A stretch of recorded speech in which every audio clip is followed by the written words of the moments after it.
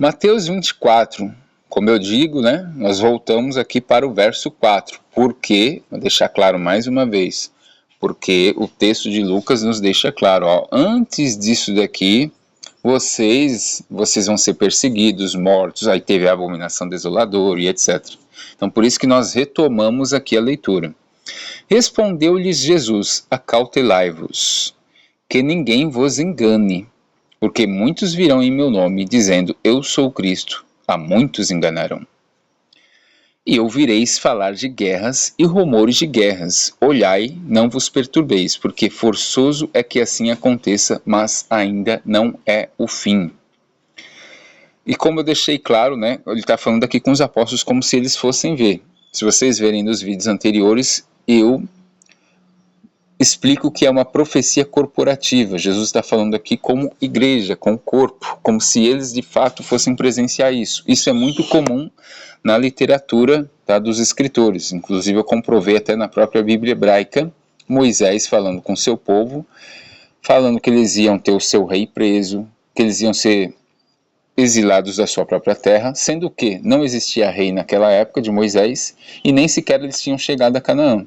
Então é muito comum esse tipo de linguagem, tá? Não quer dizer que literalmente que os discípulos iam presenciar tudo isso. Bom, várias guerras e rumores de guerras. Ao decorrer da história nós vemos, né? Guerras aí mundiais, guerras que estão tendo aqui, como nós estamos vendo aí, essa coisa do Oriente Médio, Estados Unidos, né? Coisas que sempre tiveram, tá? E desde que o mundo é mundo, sempre teve. Agora, o verso 7 já vai ser algo que vai ultrapassar, tá? Ó, verso 7. Porquanto se levantará nação contra nação e reino contra reino, e haverá fomes e terremotos em vários lugares. Mas todas essas coisas são o princípio das dores. Até aqui, pessoal, normal, correto? Nação contra nação, reino contra reino também não seria apenas uma guerra judaico-romana, tá? Por que não? Porque eu leio vários livros, tá?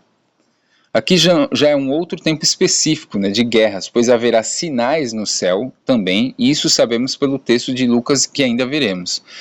Por que eu digo que esse verso 7 já é algo que não aconteceu? Aqui você lendo o verso 7 parece algo normal, mas eu estou estou fazendo uma leitura contextual, fazendo um paralelo de Mateus, Marcos e Lucas. Lucas vai falar sobre esse mesmo assunto, só que Lucas vai trazer grandes sinais nos céus. Então essa guerra de nação contra nação, reino contra reino, ela é mais ampla. Para vocês terem uma ideia, o livro Apocalipse de Esdras, que ele é escrito no 1º século, ele fala isso daqui, ó. O desvario de espírito virá sobre os habitantes da terra, planejarão fazer guerra uns contra os outros, cidade contra cidade, nação contra nação, reino contra reino. Quando essas coisas acontecerem, os sinais que te mostrei anteriormente tiverem se realizado, então será revelado o meu filho, que viste na forma de um homem subindo do mar. Quando todas as nações ouvirem sua voz, cada um deixará seu país e a guerra que estava travando mutuamente, como viste, uma multidão imensa se reunirá num mesmo lugar com o intuito de vencê-lo. Isso daqui, pessoal, lembra muito o contexto do Armagedon, tá? Que é a batalha ali, que alguns também descrevem como Vale de Josafá, no livro de Joel, a questão de Zacarias 14 também, tá? Então já é algo mais específico. A gente vai provar isso lendo todo o contexto. Você vê que Lucas vai falar do mesmo assunto, mas com informações a mais. Ó, Marcos 13, verso 5.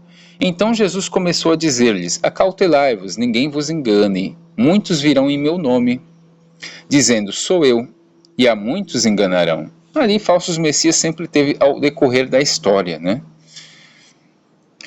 Quando, porém, ouvirdes falar em guerras e rumores de guerras, não vos perturbeis, forçoso que assim aconteça, mas ainda não é o fim.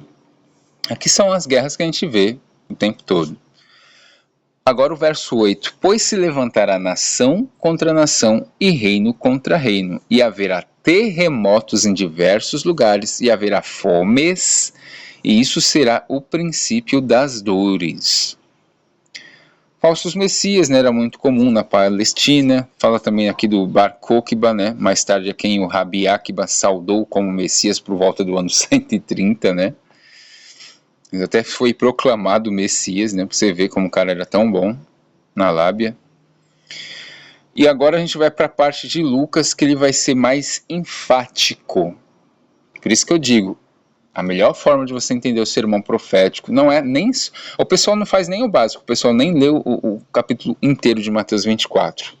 E mesmo lendo o capítulo inteiro de Mateus 24, você não vai ter a ordem cronológica certa e informações precisas. Você precisa fazer isso que eu estou fazendo. Ler contextualmente as 3 informações em conjunto.